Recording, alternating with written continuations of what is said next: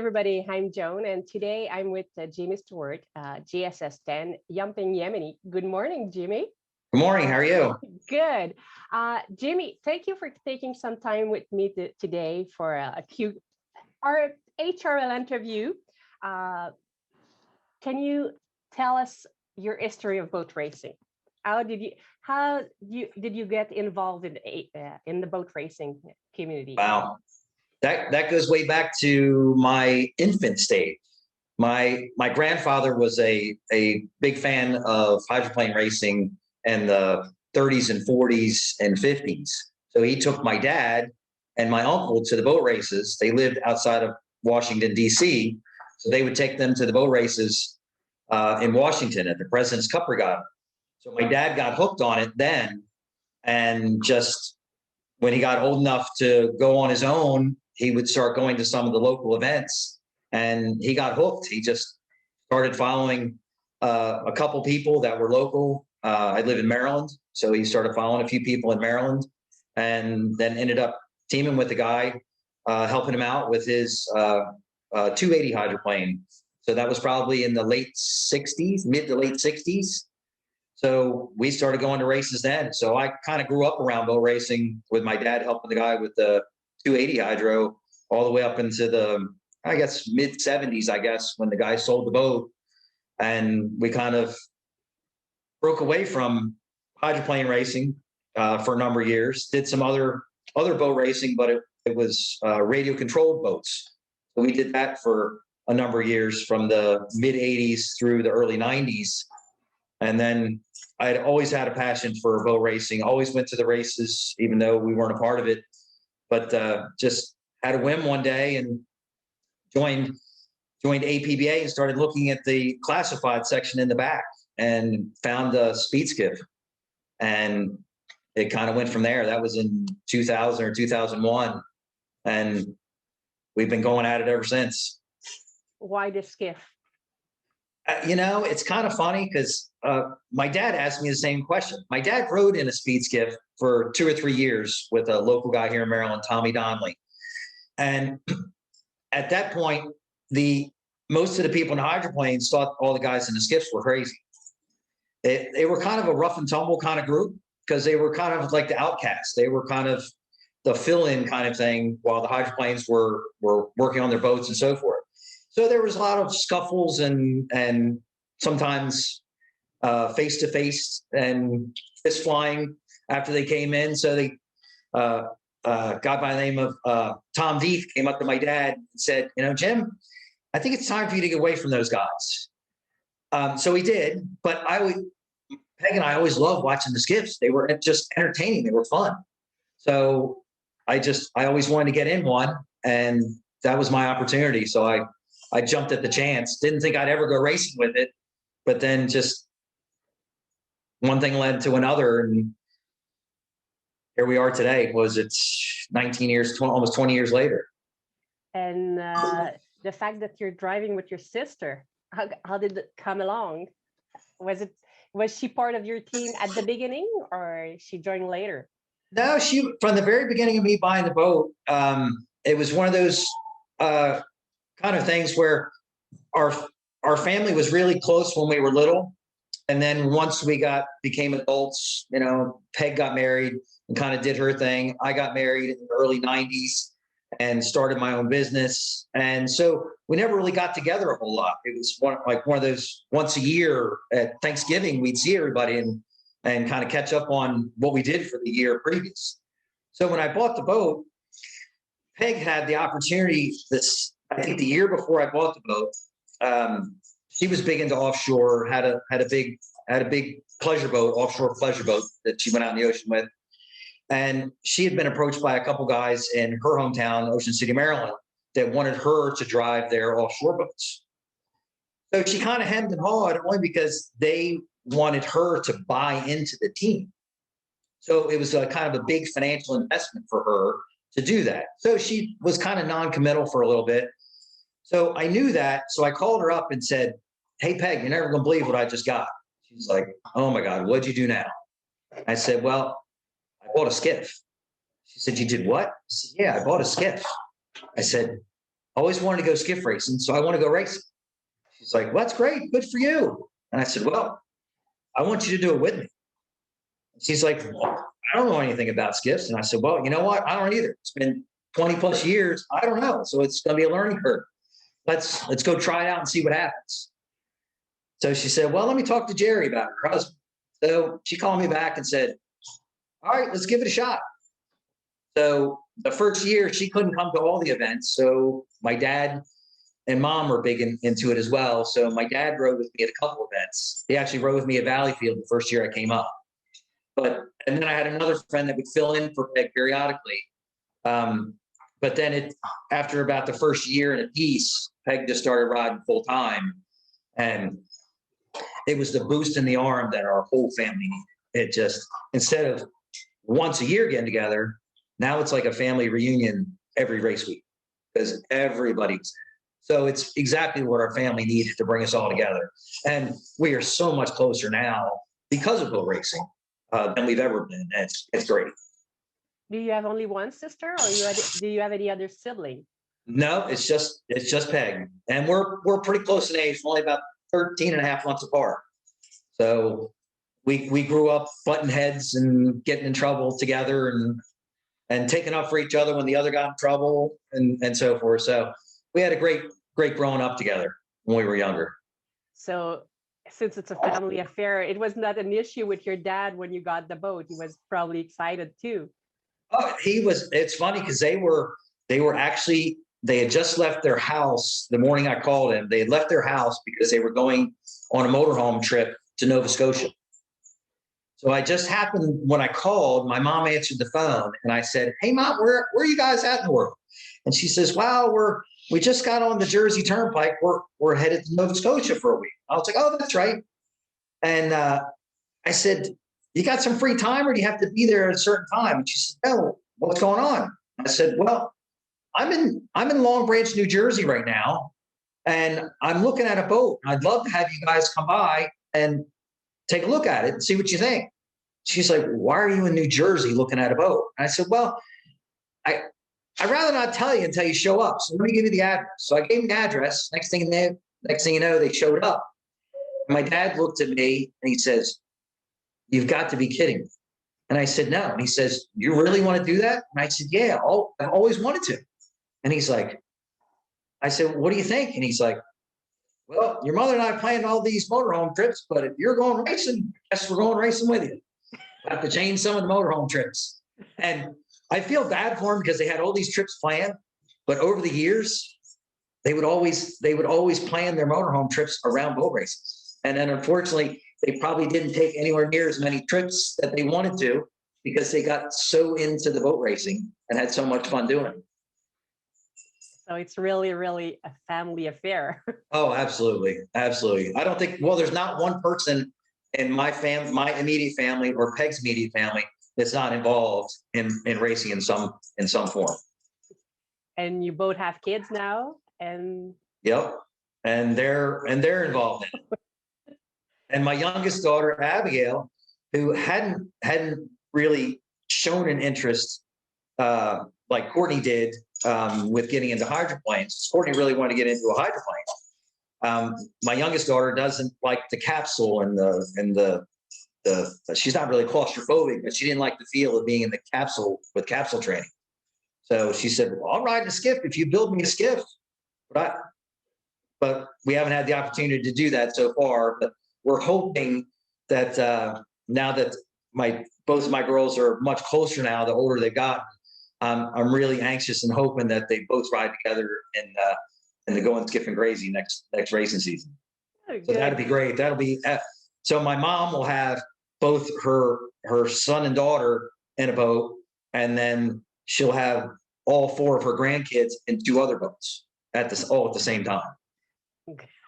That's pretty rare. We often see generation of boat racer go on, but we have one kid, two kids, but all the kids, that's something special. Yeah. Good. You decided to join the HRL. Why? Probably one of the biggest ones was the interview that you did with me at Bohornwall. At the end of the year, I guess that was 19, I guess. Yes. So at the end of the year at Bohornwall, we won Bohornwall, and we get off the boat and on the dock, and you're interviewing us.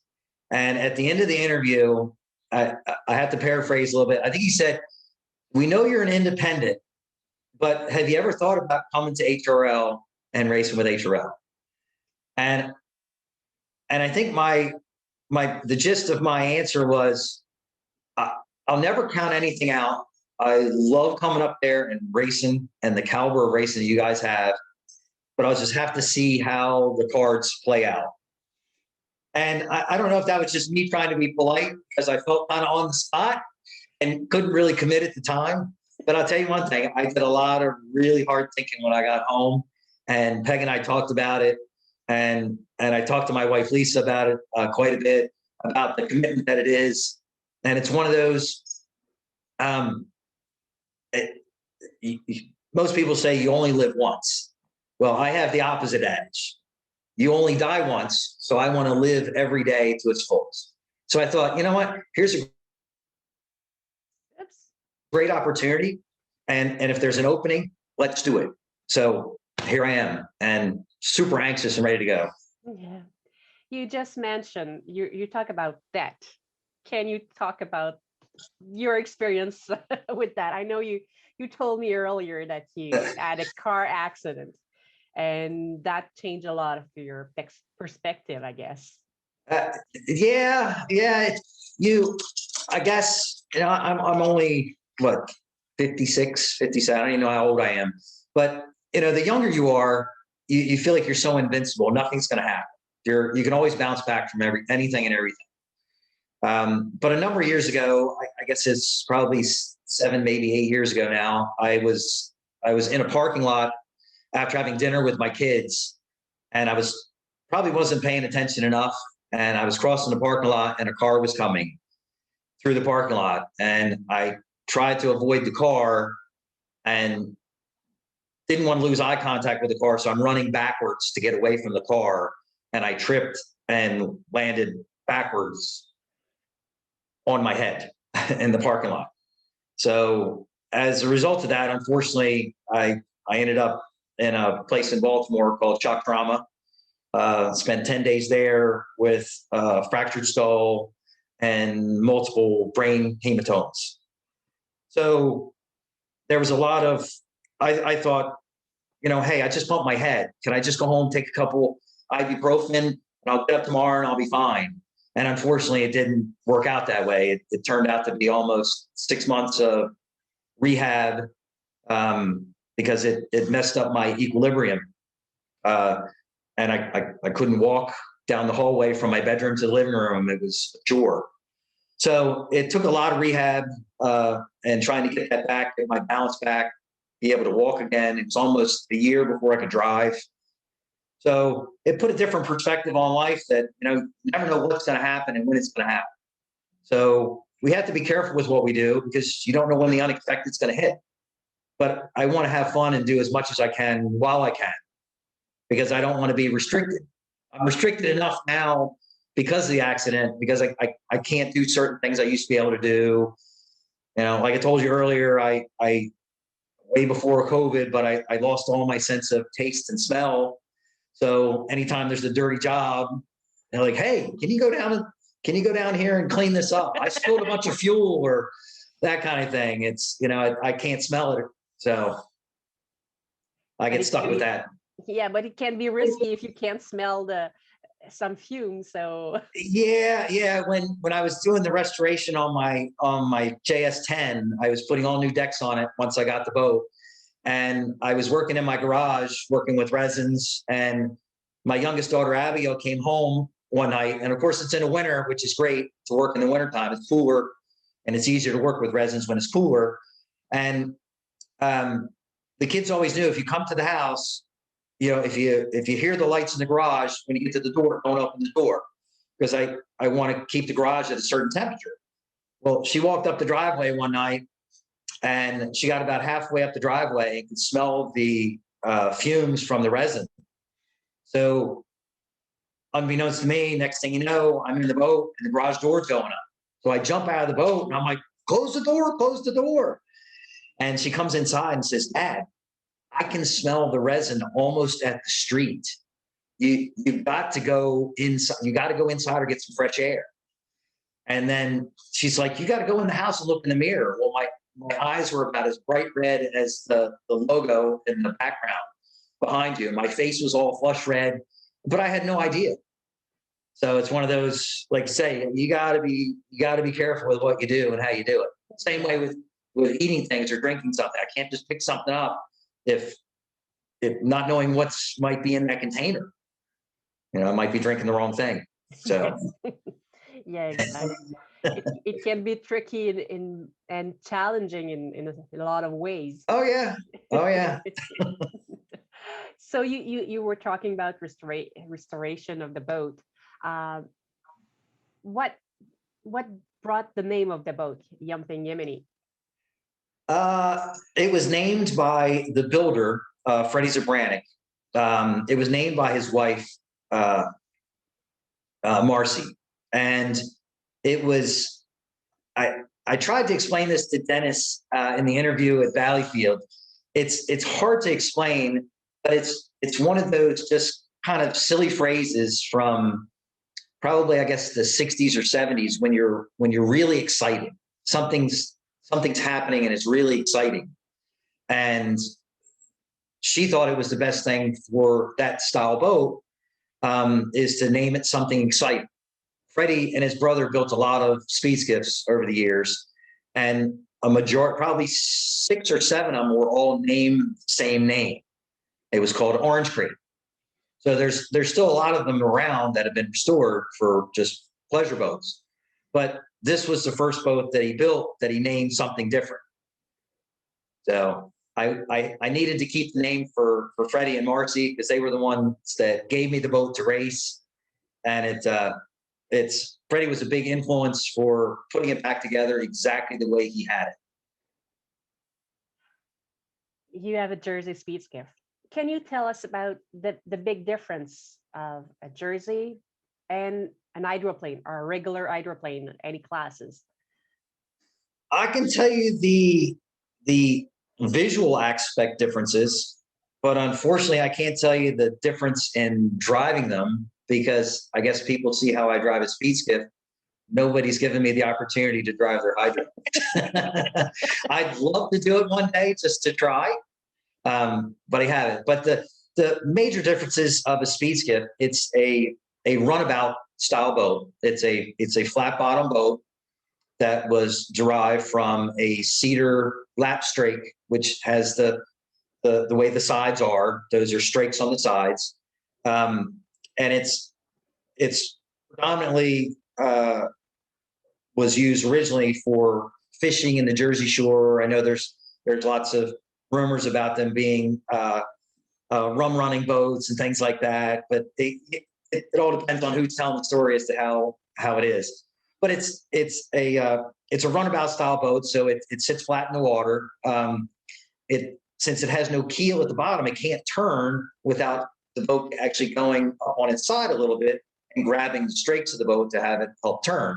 Unlike a hydroplane, they call them 3-point hydroplanes because they're literally riding on 3 different points, each one of the sponsons in the front and basically the propeller in the back, and rides with a pocket of air in the middle that keeps them up and keeps them going riding across the water. So we're a displacement type hull where we're always in the water, where a hydroplane is actually riding on a pocket of air and just touching the water in a couple spots.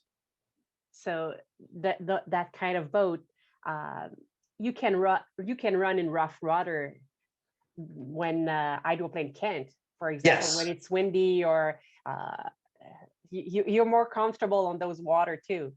Yes, we can run in some fairly rough conditions. You have to drive with your head, not with your right accelerator foot, like most of us say we're going to. When they say it's rough out there, take it easy. But that happens until the shield comes down and we leave the pits, and then it's we can't. The brain shifts sides. Exactly. Exactly. Good. Um, Outside of racing, what do you do for a living? I own a photocopy and scanning and printing company. I do a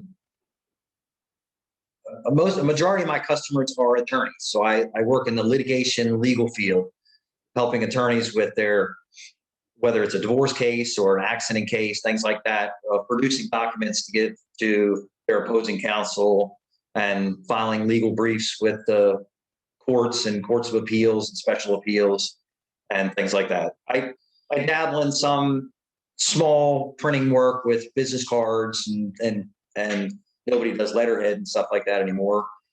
But I do manuals for certain companies that have both employee manuals or manuals that they need for products that they sell or pamphlets for products that they sell, things like that. Okay. Um, if we go to our little quarantine questionnaire, are you feeling good to do a quick question? Sure. Sure. Give me what you got. I'll do the best I can. Good.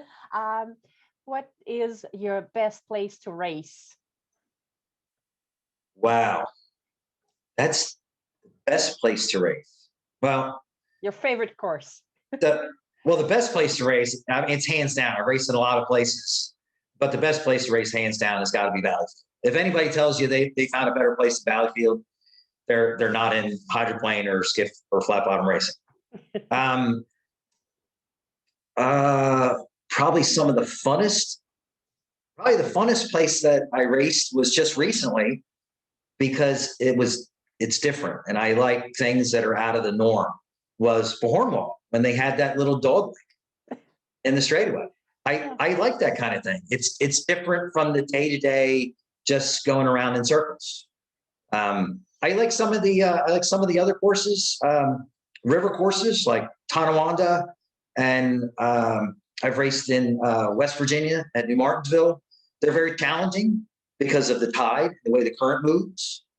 You don't realize that if you're going against the current, you go into the turn, you have to wait until you go way past the buoy to turn because the current's moving so fast, it'll pull you right into the buoys before you know it. And then the opposite at the other end, you have to turn before you get to the buoy because the current's taking you past it. So those are challenges. But I think the most fun is Bohornwall. But it's the first time I hear that you have to anticipate or get late in the turn because of the current. That's that's interesting. Yeah. Probably the way your boat is handling. I never heard of anything like that from an hydroplane racer. Yeah. Well, in New Martinsville, especially because it's on the Ohio River, there are locks and dams that hold the water back. And if they have to open the locks, it lets a lot more water flow through. So the current's moving much, much faster. So it all depends on how they have the gates open at the dams and the locks as to how your driving is going to be for that weekend. In your opinion, which boat would be your favorite boat? Color scheme or design, or do you have a favorite boat? Oh, wow. I guess with the color scheme, I'd have to go way back. My dad would be upset if I say this, only because he worked with a guy with a cab over style boat. But I always loved the look and the wood look of the Lauderback hulls. And probably the best paint scheme would be, I think it was called the Golden Nugget. It was a GP boat, and I know one of the Kropfelds drove it. I don't know if it was Jim, but it was a beautiful. I mean, the paint scheme of the boat was amazing, and then have the truck that it sat on was painted just like it. It just, when you saw that, it just kind of blew you away. I just like as you can see, I love wood deck boats. So it's that would have to be my favorite, I guess. Favorite racer? Do you have a racer that inspired you? Oh, wow. That's also, I have to honestly say, a racer that inspired me would not be from the skiff class, only because we didn't really follow the skiffs a lot when I was a kid. I would say the ones that inspired me the most were ones I grew up with. They were all local Maryland guys. A guy by the name of Don Dunnington drove a 7-liter.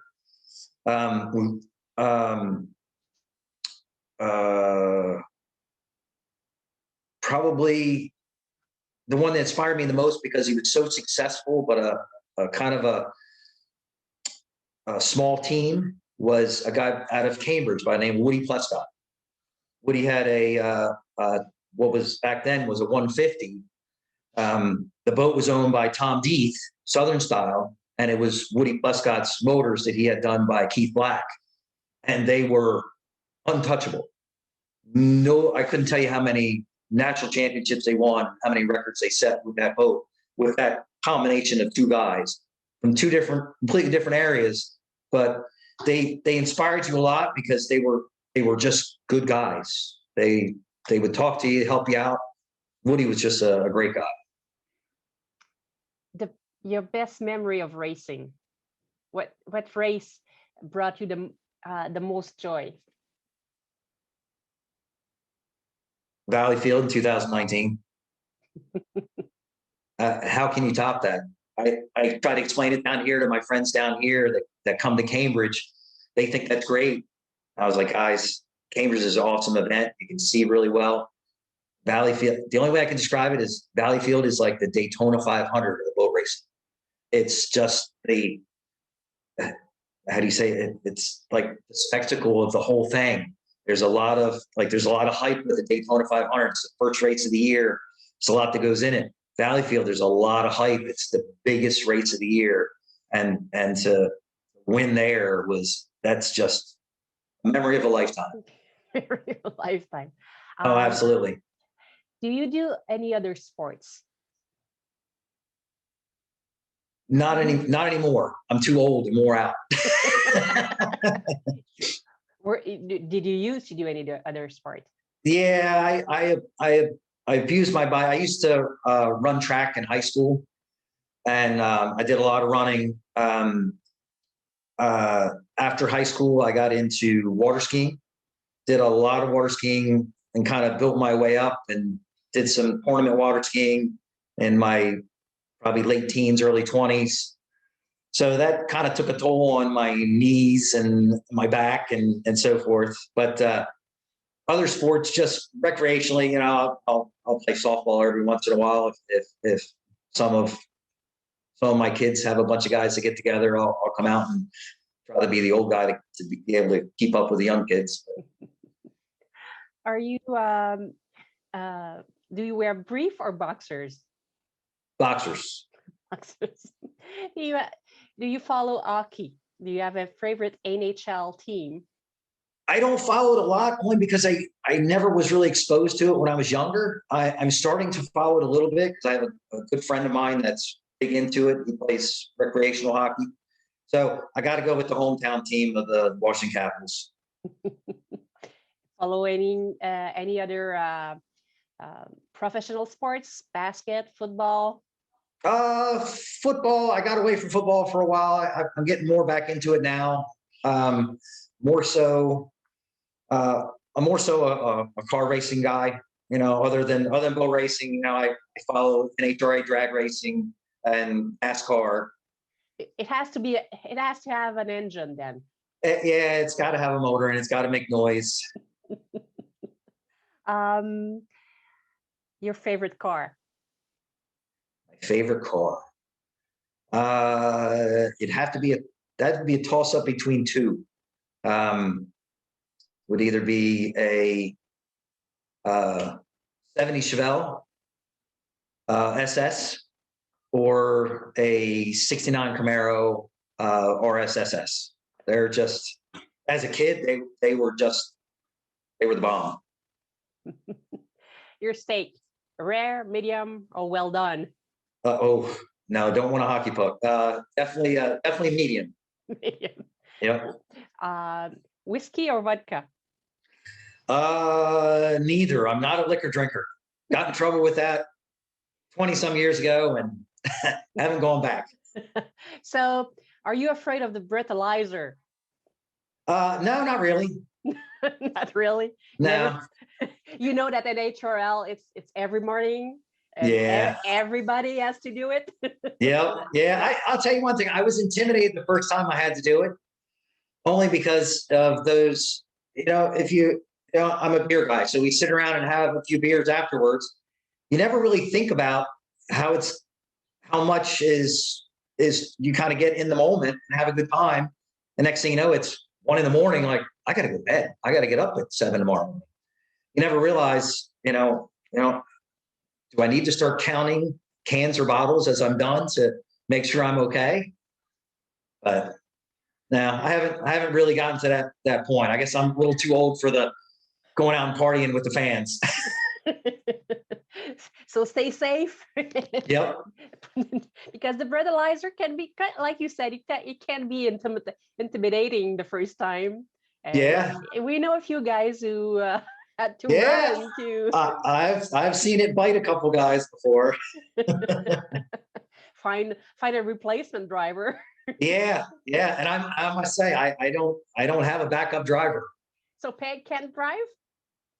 She can. She drove my 721 out on the river a couple times, and just like I gave her the opportunity to drive that, she gave me the opportunity to drive her. At the time was a 32-foot fountain powerboat. So it's one of the. She drove mine, I drove hers, and at the end, I was like, I like my skiff better, and she said, you keep driving. I like driving my fountain better. I wanted to have your output. Who do you think will be our next champion in every classes? I want to know what you think would be okay. We'll start with the GPs. Who's going to be our GP champion in 2021?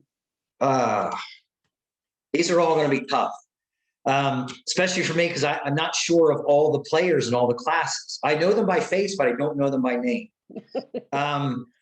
But of course, we all know in the GP class, there are going to be a few that are going to be front runners. Everybody's, Bert's going to be tough. If Bert's back in a boat this coming season, Bert's always been tough. You got some other newcomers coming up. Kent Henderson, he's going to have good backing with his guys. The Thompsons and the Kennedys, between the two teams, they've kind of merged together. Looks like it's kind of one team. So Monahan's a great driver. He's got a lot of good backing with Ronnie Thompson.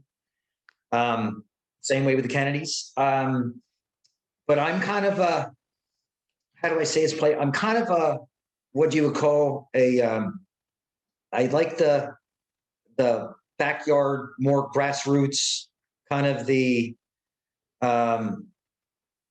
ones that are under a little bit of restraint, but the underdog, I guess you want to call it. So I have to go with Tom Thompson. I won't say he's an underdog. He's got a great team with Randy English. They've done a lot, but he's kind of an underdog in the GP class because he's driving a boat that's different from everybody else's. And that's what's intriguing to me. I always want to be, I don't want to do the norm. I always want to try something that everybody says doesn't work. And I want to figure out whether I can make it work or not. And I think Tom and Randy have proved that over the years with all the other classes that they've competed in. And they've had their bumps and bruises with the GP. But I think now with their new sponsor and having gotten through those, I got to go with the underdog. I think Tom and Randy are going to be a force to reckon with this year. Good. In the H350. H350, same thing. You almost can't go without talking about who I would say is Mr. Reliable. Every week here's Ken Henderson. He's been consistent. He's got a good team. He's got a good boat. I think it's going to come down to between Kent and who else would I say? Probably Andrew Tate driving for Ray Lynn. Once again, top-notch team. Ray Lynn's been around for years. Gives Andrew awesome equipment. I think those two are going to be the two to really look out for this year. The F 2500.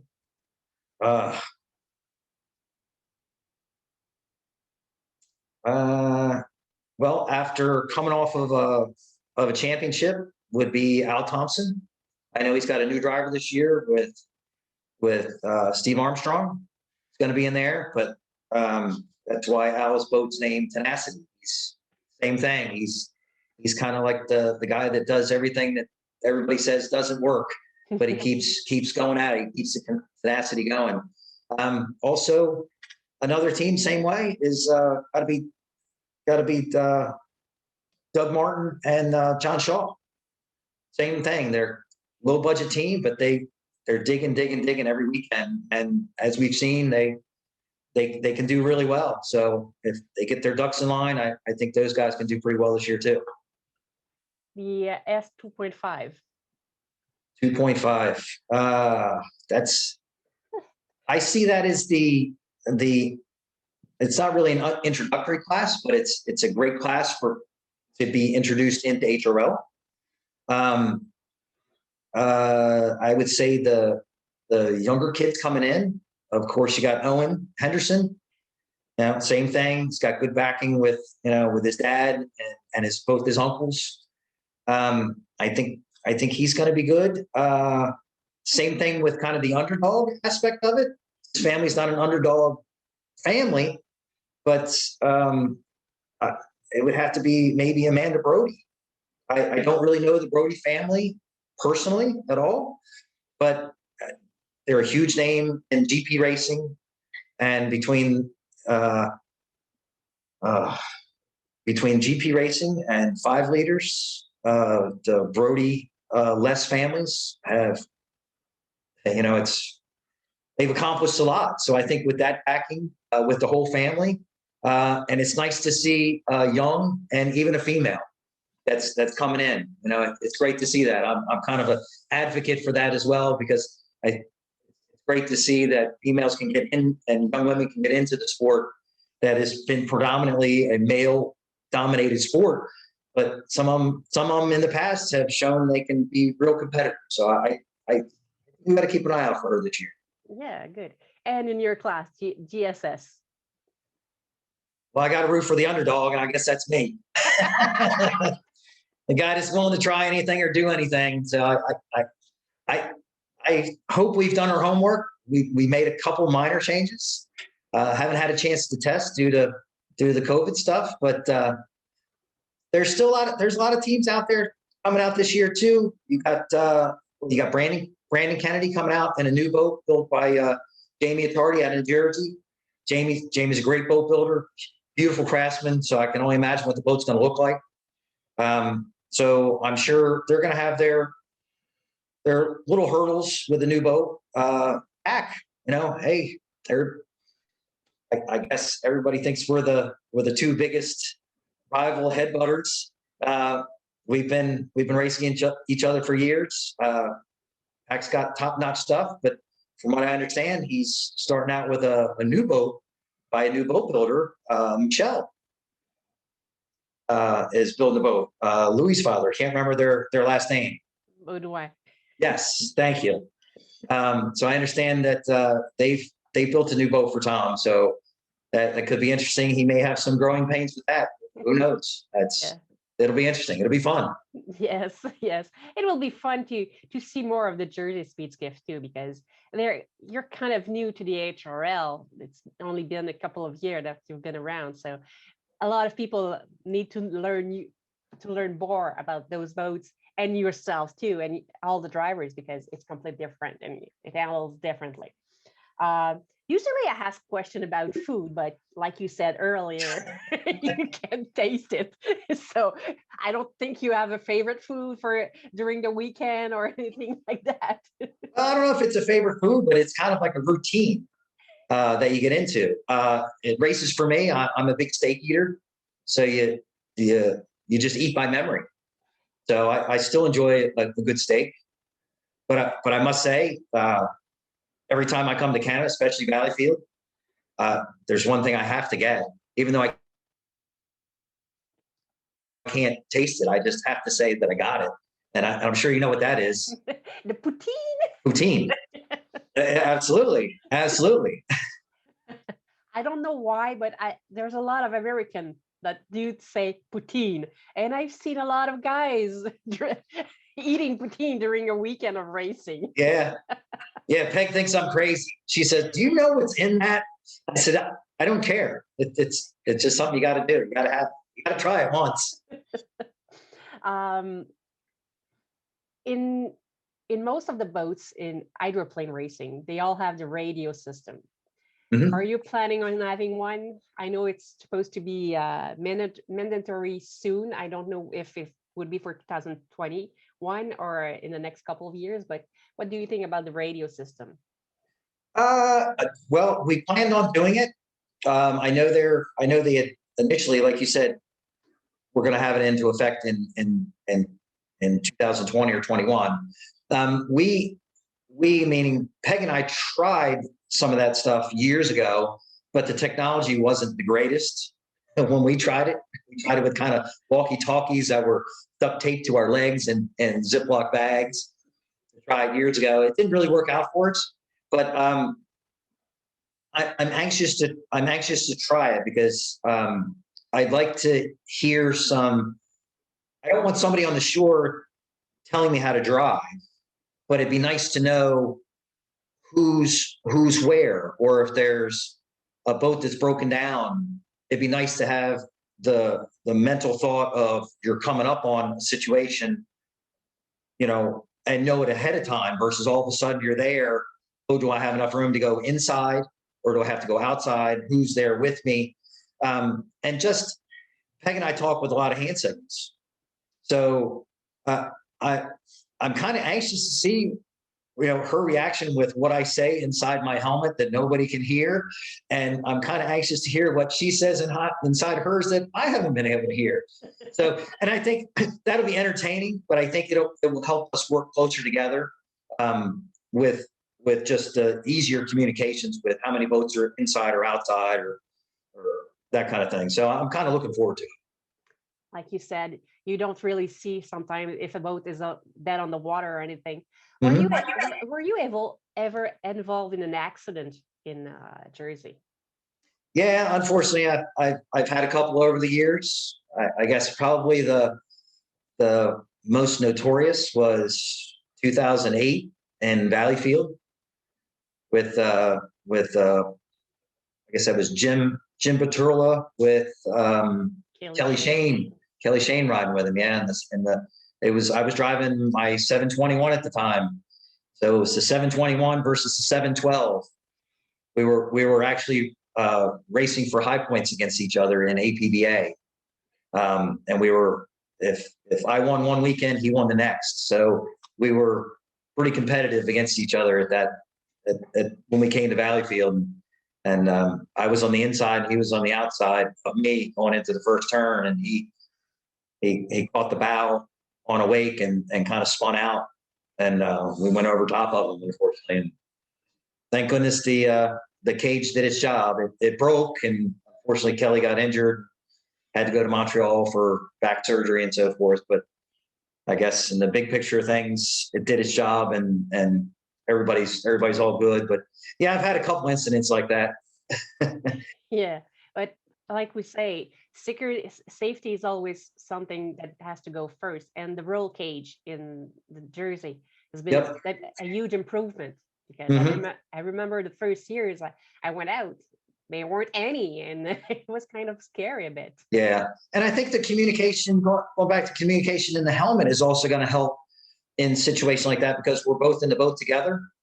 Because you're very confused in an impact like that, whether you're in a skiff or in a hydroplane, it's very confusing because it happens so quickly. You're not sure if with water flying around, you get disoriented with which way you're going. Are you still going in the same direction? Are you going backwards and so forth?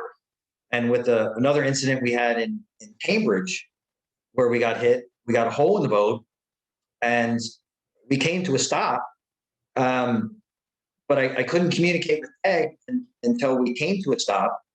And we couldn't really converse until the motor shut off and we raised the shield on our helmets to be able to talk. So because we didn't realize that the boat was sinking.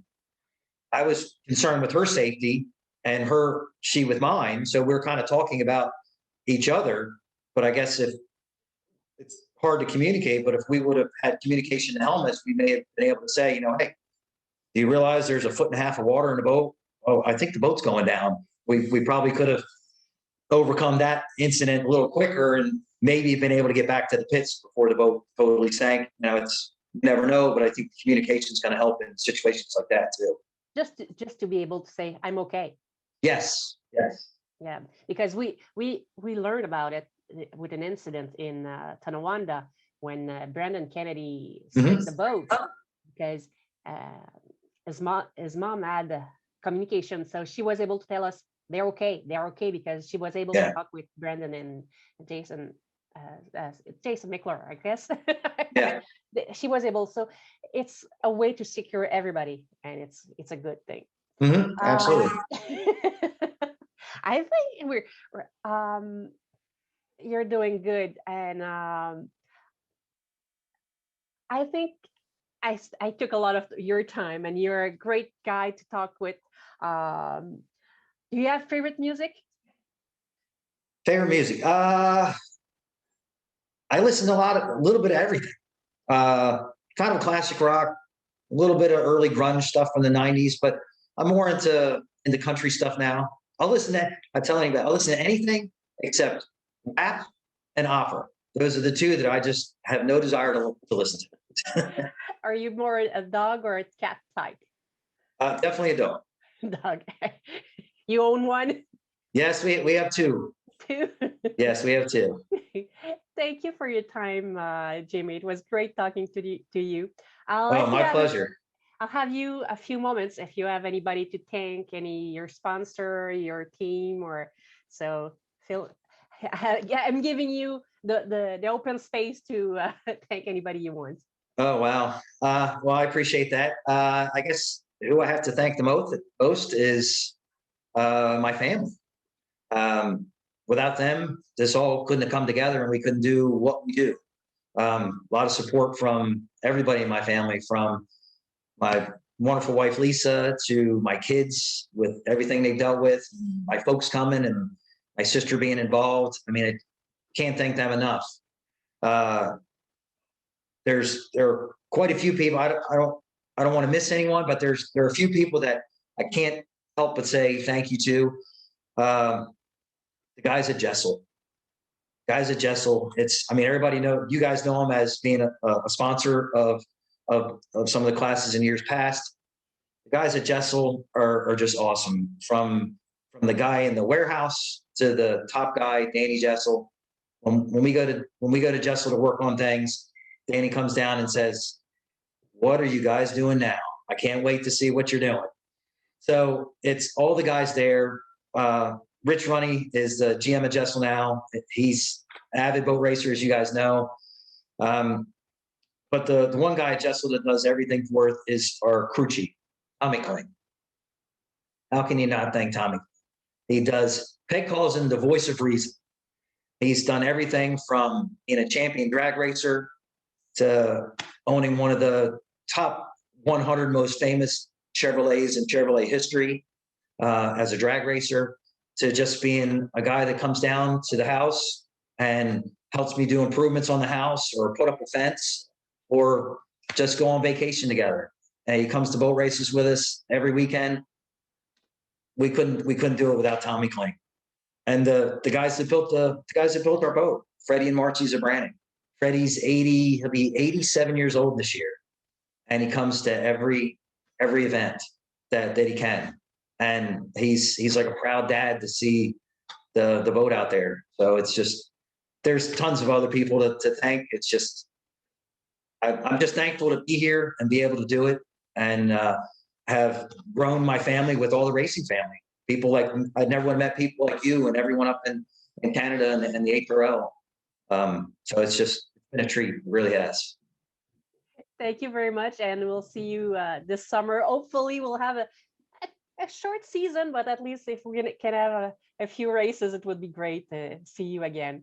Absolutely. Look very much forward to it, and can't wait to see you in person and everybody else, and get back in the pits and go back to doing what we love to do, and that's boat racing. Thank you very much, and enjoy it, and stay safe. Thank you as well. Take care. Thank you. All righty. Bye-bye. Bye.